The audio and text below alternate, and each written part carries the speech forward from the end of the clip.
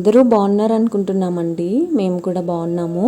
ఈరోజు వీడియోలో పొద్దున్న నుంచి సాయంత్రం వరకు ఏం చేశాను అనేది షేర్ చేసుకుంటున్నానండి. నిన్నైతే నేను నెయ్యి కాసాను కదా, ఇది మండే రోజు వ్లాగ్ అనమాట. నెయ్యి కాసాను కదా, అది కొంచెం చల్లగా ఉంటుందన్నమాట.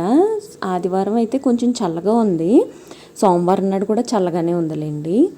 అయితే ఇది కొంచెమే గడ్డ కట్టింది. ఇంకా ఇది ఫిల్టర్ చేసి నేను నెయ్యిని స్టోర్ చేస్తాను అన్నమాట. యాక్చువల్గా నేను ఎవ్రీ 15 డేస్కి ఒకసారి నెయ్యి చేస్తాను కంపల్సరిగా. గేదె పాలు పోయించుకుంటాం అన్నమాట. మా ఇంటి దగ్గరే ఉంటుంది డైరీ ఫామ్. ఈ ఇంటికి వచ్చినప్పటి నుంచి మేము అక్కడి నుంచే తీసుకుంటున్నాం పాలు. సండే రోజు నెయ్యి అయితే చేశాను, అది కూడా నేను మీతో షేర్ చేశాను కదా. నెయ్యి కాస్తున్నానని చెప్పి వెన్న చేశాను. ఇంకా ఈ నెయ్యిని అయితే మెల్ట్ చేశాను. దీన్ని నేను యాజ్ ఇట్ ఈజ్ ఇలాగే వేసేయకుండా డబ్బాలో ఫిల్టర్ చేస్తాను. మనకి టీ వడపోసుకునేవి ఉంటాయి కదా, ఆ చిక్కి అంటే చిక్కం ఉంటుంది కదా, ఆ చిక్కంతో ఫిల్టర్ చేసి డబ్బాలో స్టోర్ చేస్తాను అనమాట. యాక్చువల్గా నేను ఎవరికన్నా ఏమన్నా ఇవ్వాలి అని అంటే మా ఇంట్లో నెయ్యి ఉంటుంది కాబట్టి నెయ్యినే ఇస్తానండి. ఇంకా నాకు ఏం వండడం గట్టా రాదు, ఇంకా అందుకని చెప్పి నెయ్యినే ఇస్తాను అనమాట. చాలా మట్టికి ఇలాగా హార్లిక్స్ సీసాలు, జామ్ బాటిల్స్ ఇలా ఉంటాయి కదా, అందులో పోసి ఇదివరకు అయితే బాగా ఇచ్చేదాన్ని, ఇప్పుడు తగ్గించానులేండి. ఇంకా ఫిల్టర్ అయితే చేసేస్తున్నా. గోదావరి ఎంతమంది తింటారు అనేది నాకు తప్పకుండా కమెంట్స్లో చెప్పండి. మా చిన్నప్పుడైతే మా అమ్మ నెయ్యి కాసిందంటే ఆ గోదావరిలో, కింద గోదావరి అంటే కింద నల్లగా ఉంది కదా, అదనమాట. గోదావరిలో పంచదార వేసుకుని తినేసేవాళ్ళం. బేసిక్గా నాకు స్వీట్స్ అంటే చాలా ఇష్టం అండి, కానీ ఇప్పుడు తినట్లేదులే. మార్చ్ 1 నుంచి అస్సలు షుగర్ ఫ్రీ చేస్తున్నాను అనమాట. ఇంకా ఇలా వడపోసేసి దీన్ని ఈ డబ్బాని ఫ్రిడ్జ్లో పెట్టేస్తాను అనమాట. ఇప్పుడైతే గోదావరి తినట్లేదులేండి, పాడేస్తున్నాము, నల్లగా ఉంటుంది కదా. మోరోవర్ అది మంచిది కాదేమో అని చెప్పి ఇప్పుడైతే తినట్లా. అమ్మ ఉండేటప్పుడైతే తినేవాళ్ళం అనమాట. ఇంకా అది ఫ్రిడ్జ్లో పెట్టేసి పాలైతే తోడు పెడుతున్నాను. నిన్న అది కూడా చెప్పాను కదండి, పాలు తోడు పెట్టాలి అని. పడుకునేసరికి పాలు ఇంకా వేడిగా ఉన్నాయన్నమాట. ఇంకా అందుకని చెప్పి నిన్న తోడు పెట్టలేదు. ఇంకా ఈరోజు అయితే తోడు పెడుతున్నాను. ఈరోజు అయితే మజ్జిగ చారు అలాగే కొత్తిమీర టమాటా పచ్చడి చేద్దామని చెప్పి అనుకుంటున్నాను. కంపల్సరిగా పెరుగన్నం తింటానండి నేను.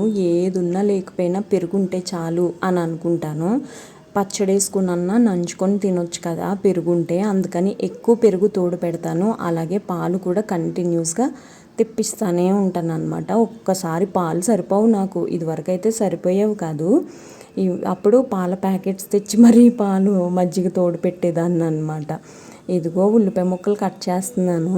ఇందులో వేస్తే చిన్న చిన్నగా కట్ అవుతాయి కదా అని చెప్పి ఇందులో కట్ చేస్తున్నాను అనమాట.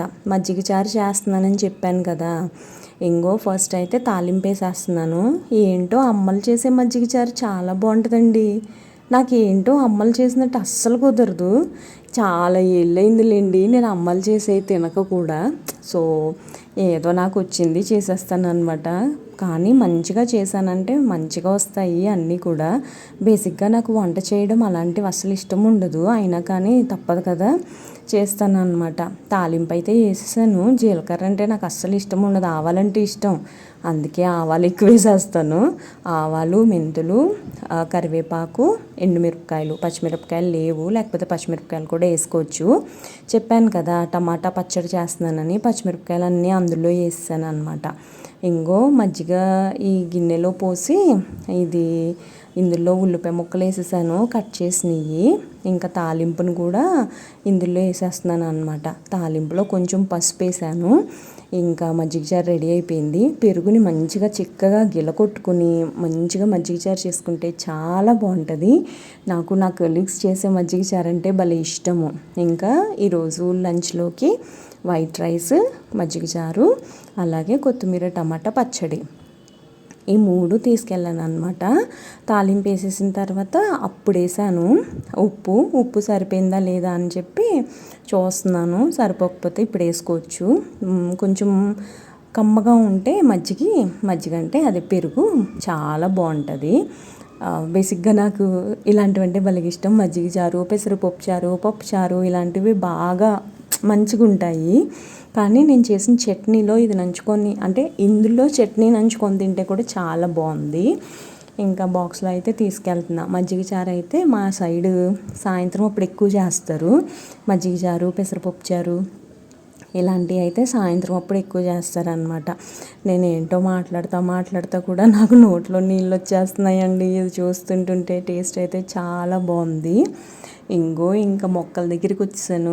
పనంతా అయిపోయిన తర్వాత ఒక్కసారి మొక్కలను చూసుకుని బయట ముగ్గేసేసి పాల ప్యాకెట్ బయట పెడతారనమాట చెప్పుల స్టాండ్ మీద. ఇంకా అది కూడా తీసుకొని వచ్చి లోపల పెట్టి ఇంకా స్నానం చేయడానికి వెళ్ళిపోయాను అనమాట. ఇంకా ఈ మధ్యన ఏం చేస్తున్నానంటే ఆఫీస్కి వెళ్ళే ముందర పెట్టుకుంటున్నాను బాక్సు. అందుకే సాయంత్రానికి చాలా గిన్నెలు ఉండిపోతున్నాయి. గిన్నెలు కడగట్లేదు అనమాట. ఇంకా కొన్ని ఇలాగే తప్పదు కదా, గిన్నెలు అలా ఉంచేసి వెళ్ళిపోతున్నాను. సో ఇదన్నమాట మొక్కలైతే. ఇందులో నుంచి విత్తనాలు వస్తాయేమో అని ఎక్స్పెక్ట్ చేస్తున్నాను, కానీ విత్తనాలు అయితే రావట్లే. కానీ కొంచెం నల్లగా అయితే ఉంది. మరి అవి ఏంటి అనేది నాకు అర్థం కావట్లేదు. వెదర్ అయితే చాలా చల్లగా ఉందండి. ఈరోజు అయితే ఎంత బాగుందో. అబ్బా, ఎండాకాలం కూడా ఇలాగుంటే భలేగుండును అని అనుకున్నాను. యాక్చువల్గా పాల ప్యాకెట్ ఇదిగో ఇలా బల్ల మీద పెట్టేస్తారనమాట. ఇదివరకు అయితే బెల్లు కొట్టేవాళ్ళు. ఏంటో బెల్లు కొడితే నిద్రలో డిస్టర్బ్ అవుతుందని చెప్పి ఇంక ఇక్కడ పెట్టమని చెప్పాను అనమాట. ఇంక ఇక్కడ పెట్టేసి రోజు వెళ్ళిపోతారు. టైం ఇప్పటికే ఆల్మోస్ట్ 8:35 అయిపోయిందండి. ఇంకా నేను రెడీ అయిపోయి ఆఫీస్కి వెళ్ళిపోవాలి. ఆఫీస్ నుంచి వచ్చిన తర్వాత ఏం తెచ్చానో మీరే చూడండి. ఆఫీస్ నుంచి వచ్చేసానండి. ఆఫీస్ నుంచి వచ్చేటప్పుడు అయితే ఏం తీసుకొచ్చానో తెలుసా? ఇవన్నీ తీసుకొని వచ్చాను. ఏమేమి తెచ్చానో చూపిస్తాను.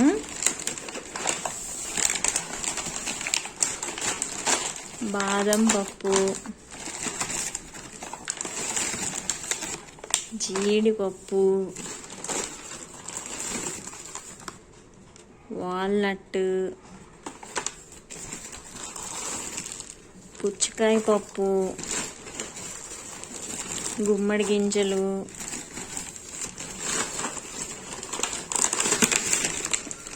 ఇది ఇంకొక 1/2 కేజీ జీడిపప్పు అన్నమాట. ఇవి వచ్చి డేట్స్. ఇది ఇంకొక ప్యాకెట్ డేట్. యాక్చువల్గా ఇవన్నీ ఎందుకు తెప్పించానంటే, నేను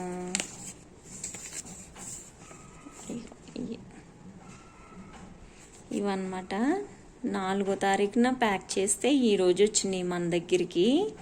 ఈరోజు ఎంత 10వ తారీఖు అనమాట. 4వ తారీఖున ప్యాక్ చేశారు వీళ్ళు. 4వ తారీఖుల రేట్లు ఇలా ఉన్నాయి. కాజు 950 రూపీస్ అంట. బాదం 1000 రూపాయలు అంట. వాటర్ మిలన్ సీడ్స్ 150 రూపాయలు అంట. ఏంటో ఇది అర్థం కాలేదు. పంప్కిన్ సీడ్స్ అనుకుంటా 100 రూపాయలు. వాల్నట్ 1200 అంట. ఇది ఏంటో అర్థం కాలేదు. ఇది కూడా ఏంటో అర్థం కాలేదు. ఇవి డేట్స్ 150 రూపాయలు అంట. ఇదేంటిది? కాజు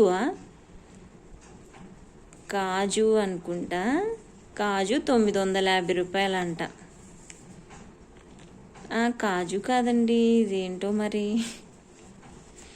1 2 3 4 5 6 7 1 2 3 4 5 6 7 కరెక్ట్గా సరిపోయినాయి కదా. సో ఇవి తెప్పించాను అనమాట. ఇవి ఏం చేస్తాను ఏంటి అనేది చూపిస్తాను.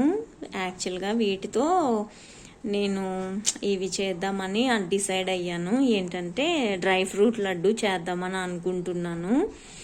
ఇంకా ఫస్ట్ అయితే ఈ దుకాణం అంతా లోపల పెట్టేసి, గిన్నెలు అయితే చాలా ఉన్నాయి. ఒక పక్కన బట్టలు ఉతుకుతున్నాను. అవన్నీ ఏం చేస్తాను అనేది చూపిస్తాను సాయంత్రం ఇంటికి వచ్చాక.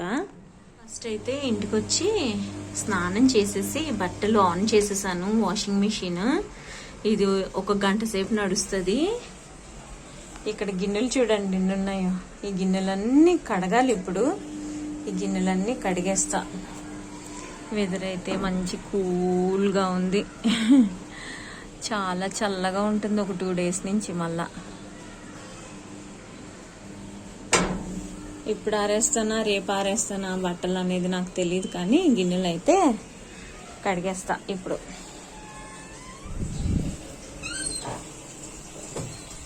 పొద్దున్న తోడుపెట్టిన పెరుగు ఉంది కదా, గట్టిగా తోడుకుందనమాట అది. ఇప్పుడు కనుక దీన్ని ఫ్రిడ్జ్లో పెడితే ఇంకా గట్టిగా అయిపోతుంది.